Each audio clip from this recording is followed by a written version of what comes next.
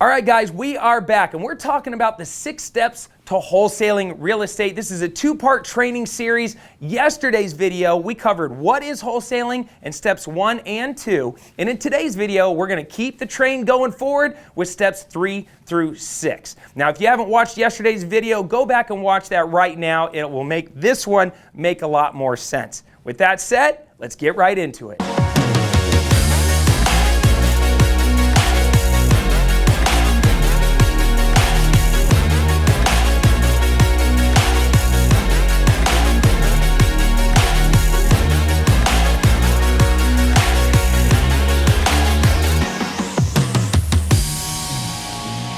Number 3 is due diligence and something called circumstance analysis. Did I spell that right? Analysis. All right. Spelled that right. All right, something called due diligence and circumstance analysis. Now, if you never heard these phrases before, this is basically the researching phase of getting a deal done. The reason we break it into 2 different categories is because when you put a deal together, you have to really look at multiple things in order to create a win-win offer. All right? So due diligence, that's you understanding everything there is to know about the property itself. And circumstance analysis is you understanding everything that you need to know about the person selling the house or the people selling the house. All right, so you actually want to do research and analysis in 2 different categories. This is stuff on the due diligence side like understanding repairs needed. Why can't I spell? There we go. Repairs needed. This is really understanding comps. All right, comps is short for comparables, and this is essentially where you're looking at all the other houses that have recently sold in the area. What did they sell for, and how do they compare to the subject property? Now, normally we would go to a real estate agent and have them run comps for us, right? But you need to, if you're going to be a successful wholesaler, you want to know how to run your own comps. Now, there's different types of comps out there. There's something called an automatic valuation model, and then there's something like what a real estate agent would do where they go in and they manually research things. The AVM model would be like going to Zillow, putting in the address, and Zillow automatically spits you out a Zestimate, right? And when wholesaling, a Zestimate is probably close enough to what you need. I don't personally just use Zillow or a Zestimate.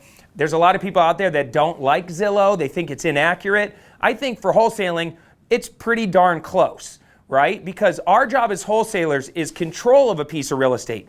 We're not actually buying it, so we don't have to go too deep in the analysis or the comp part of the analysis, but you need to have your hand wrapped around close enough, like this property right here, what do I think it would sell for if it was fully fixed up? Well, you can go into Zillow, look up other houses that are close to the same size, close to the same year built. They're both 1 stories, they both have pools, or they both don't have pools.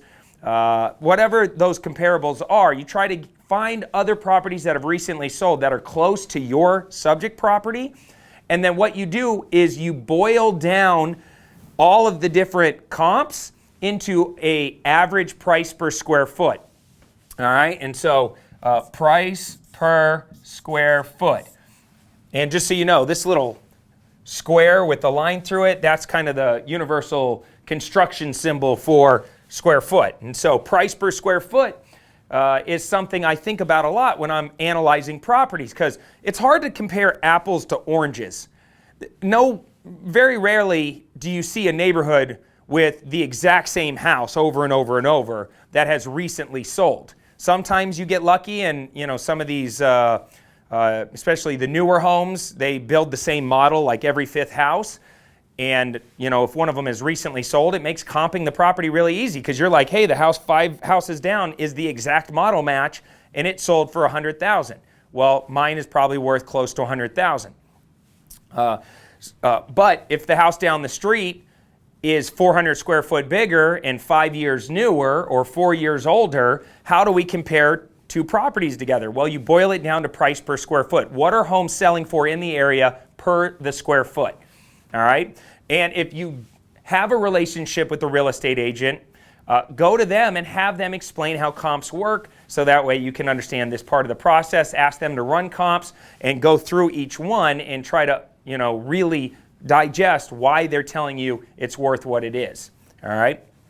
So we're talking about understanding how, and being able to estimate repairs, being able to run comps. Let's see, drive neighborhood.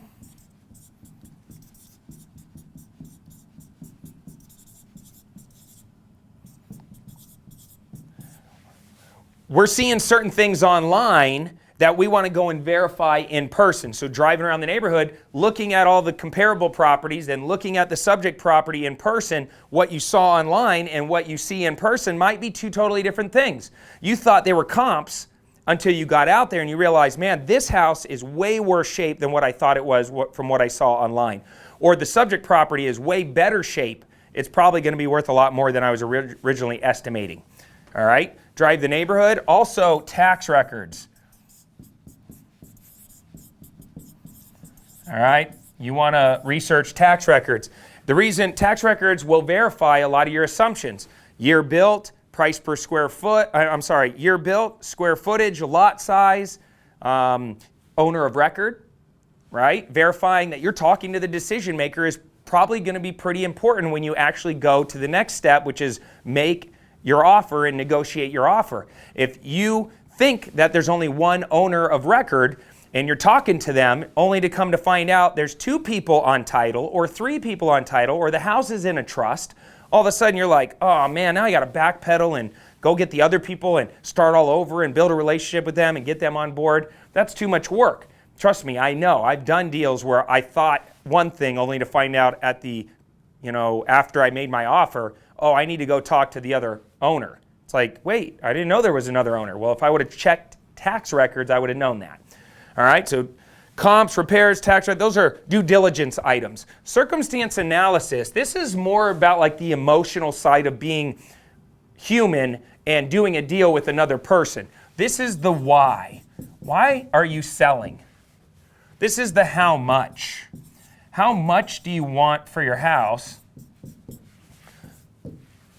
And why do you think it's worth that amount? These are all those what and how questions. What else? This is the hopes. This is the fears. If I know the hopes of the person and what they're trying to accomplish, if I understand their biggest fears and the pain points and the things they're most scared about, and I know why they're selling, and I know how much they want, I can start to put all of this together and create an offer. Now, as I'm gathering information from having conversations with the seller, I can plug all of this into something called the MAO formula. Now, the MAO formula is actually a formula that wholesalers use quite a bit, and it's basically backwards engineering into an offer price, okay, based on all this information that I found. And MAO stands for maximum allowable offer. And I have another video here on YouTube. We'll put a button up above, or I'll link to it at the end of this video, where I break down and explain how the MAO formula works. But it's a simple formula that allows people that aren't that good at math, like me, I plug in some numbers, I look up the after repaired value, which is the comps. I then plug in the repairs, which is my best guess at what the repairs are, what I want to make as a wholesaler, closing costs, commissions, all of these different costs associated with selling a property or buying a property, and I work backwards to come up with an offer that if they accept that offer or they accept less than that offer, then I'm in a position to be able to wholesale the property and make a wholesale fee. More on that in that other video, check that out. All right, but this is the due diligence and circumstance analysis stage. This is very important, right? Because without it, how are you going to get to a place where you can create a win-win offer? It's going to be very difficult for you. Step number 4, which is to make and negotiate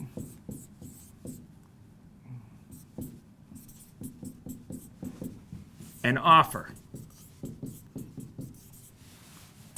Right? You're not going to do a wholesale deal if you don't make an offer and get an offer accepted. Now, here's the thing with making and negotiating an offer. The paperwork that you use, this is called a purchase and sale agreement. All right? The paperwork that you use and the way that you create the offer, structure it, and deliver it is super, super important. So there's a couple pieces to this part of the process. First off, you have to have the right paperwork. The last thing that you want to have happen, and the worst thing that can happen to a wholesaler, is you get stuck into a bad deal where you can't flip it and find a cash buyer at the end of it that will step into your shoes and actually close on the deal. So you get stuck into a bad deal and you have to back out of the deal, and you have the potential to lose your earnest deposit. All right? So you never want that to have it happen to you. So the way we avoid it is by using the right paperwork. Now, there's 2 types of paperwork out there. There's standard Association of Realtor paperwork, and then there's investor-friendly purchase and sale contracts or investor-friendly paperwork. The reason I like to use investor-friendly paperwork when I'm doing a deal that's not on the MLS, where I'm doing a deal directly with a motivated seller, is because the terms lean in the direction of the wholesaler, right? What do I mean by that? What do I mean by terms leaning in the direction of a wholesaler? Well, you have special escape clauses. Special clauses, which is basically legal ways to get out of the deal where you can walk away and get your earnest deposit back. So you have escape clauses, you have language in here that allows you to remarket the property, allow you to assign it. It also has language in there that allows you to show the property, okay, during the closing period. If this is on point, this is the most important part of wholesaling to keep you protected. And you have to become a master of your paperwork. I spend a lot of time with my students helping them become what we call transactional engineers. And that's where they become really good at manipulating the terms of a contract on the fly based on all the information coming into them to where they can create that win-win offer and protect themselves in the process and make sure that their profits are protected and that nobody can come in and steal their deal and that they can get out of the deal if they need to. All right? So this part is really important. Now, the making and negotiating part is an art form. All right? If you've built rapport with the person, you've created influence with them, if you've set up your higher authority the correct way, if you understand, should I make this in person or should I make this over the phone? If you've made the right decision and you can get out and meet them in person, right? You're going to get a lot further, a lot better deals. You're going to be able to read body language. You're going to be able to do awesome strategies like the ugly room reminder and different things that you can only do in person that you can't do over the phone that help you create more influence and get better deals.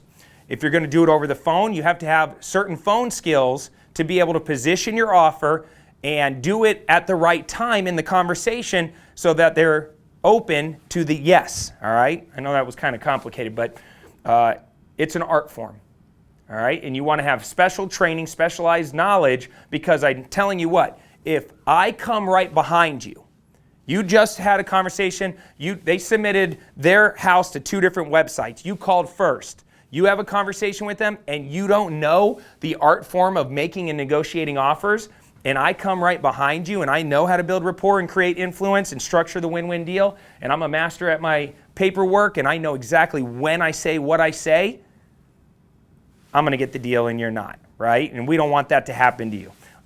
So this stage is extremely important and it takes a lot of specialized knowledge, a lot of special training, and you nail this. This is the conversion piece.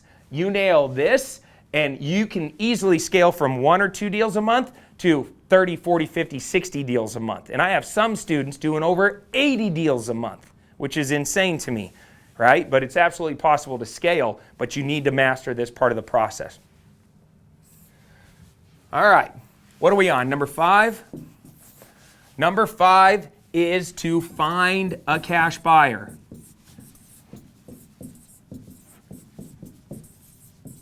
Now, one thing I forgot to say on this last page real quick, let's see if I could do this. Documents. Perfect.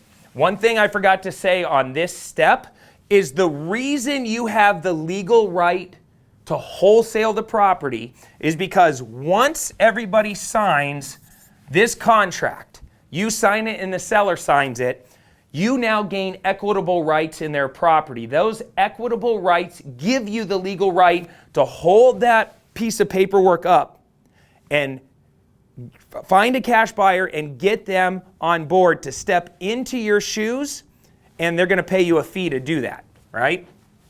So without this, you wouldn't be able to do this next step, which is go out and find a cash buyer.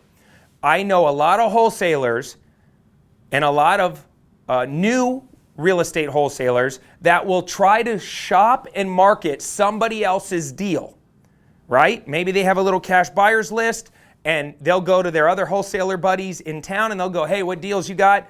Oh, you got a deal? Cool, let me market it to my buyers. But if you don't have a legal contract, right, a purchase and sale agreement or some sort of flex option agreement or some sort of rights to that property, equitable rights, if you market somebody else's house without a real estate license, you will get in trouble if you get caught, right? That's not a good move. So always cover your butt with a solid paperwork trail.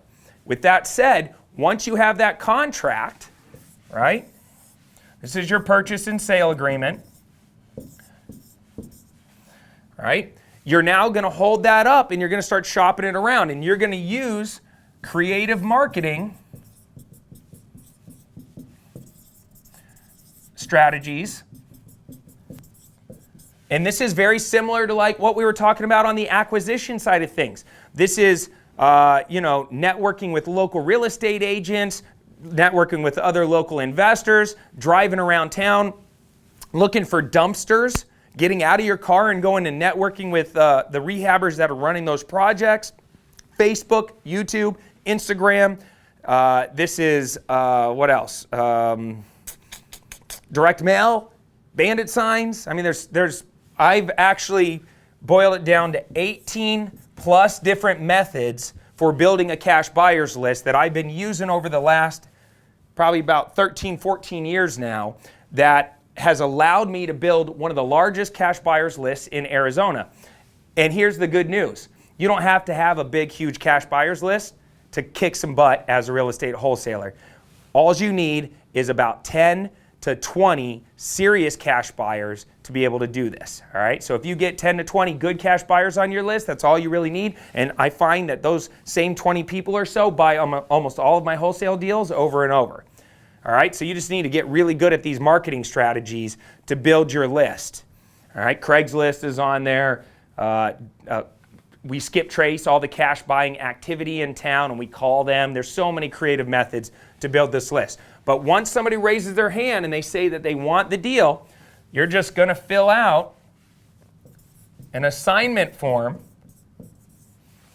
and you're going to assign your contract, right? This contract you're going to assign over to the cash buyer. They're going to sign this, you're going to sign this, and boom, you've now officially stepped out of the deal. They're going to step into the deal. You've assigned your rights to this contract and you're out. But here's the thing. If you assign your rights to this contract and you're out and they don't close on it, then you're kind of screwed because how do you get back control of the deal?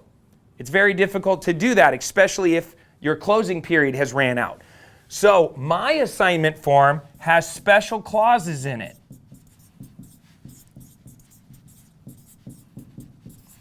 I have a special mutual cancellation clause that if this person, for any reason, once I assign it over to them, doesn't perform in a timely manner, this assignment cancels, all rights transfer back to me, and I get back control of the deal before my closing period is up, right? So it's very important that your assignment form has the right language in it, all right?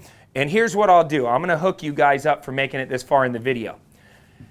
I'm going to post a link as the first comment down below. I'll also put it in the description of this video for a link for my assignment form. I'm going to give it to you for free. All right. This is probably about $1,000 value.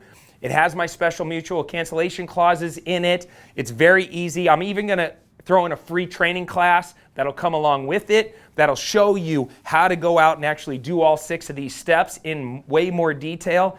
And I'm going to hook you up with that. All right. So that's my special gift to you guys for watching it this far. But you want this contract. I've perfected this over a decade, and it protects my profits and me in every deal.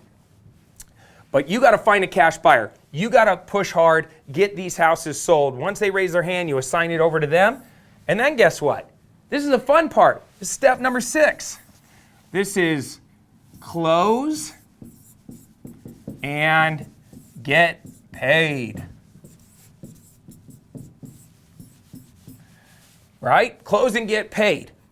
What do we need to be able to do this? You got to drive the deal to the finish line. So you need to understand how to read the closing documents. You need to understand and stay in touch with all parties involved in the transaction. Even though you've officially stepped out of it, you need to be the biggest cheerleader of that deal and push it to the finish line. I can't tell you how many times I was being a lazy wholesaler and I didn't do what I was supposed to do.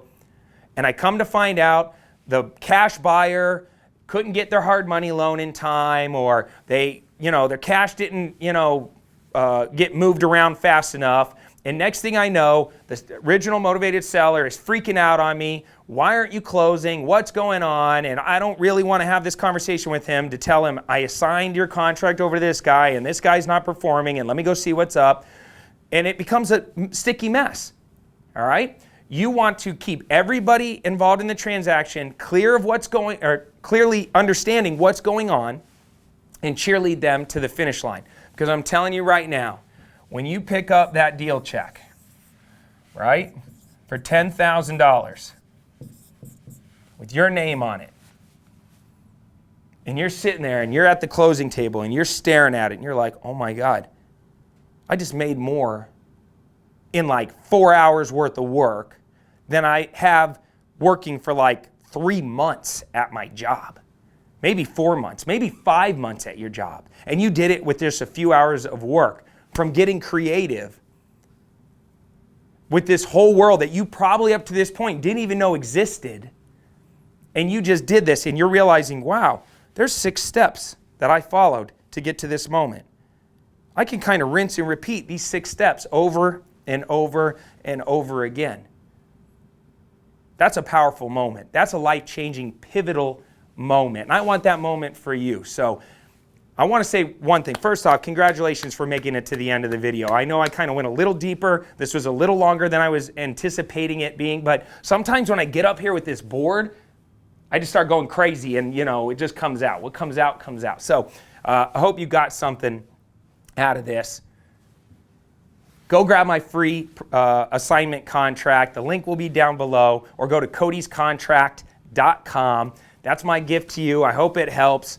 Now get out there and wholesale some real estate and let me know how I can help you or serve you in any way. Don't forget to leave me a comment down below. Share this video with some of your other friends. Get them on board with wholesaling real estate so we can all make a bunch of money and kick some butt and make 2019 the best year ever. All right. That's all I have for you. Take care. Come here. I'm Cody Sperber, Clever Investor, signing off for now. Till next time. Peace. Hey, listen, while you're here, right after you subscribe to my channel, go ahead and grab my free book, How to Flip Houses with Little to No Money Down, by clicking the link down below in the description. It's my gift to you, and it's a step-by-step guide on how I got started in real estate and how you can too. Hope it helps.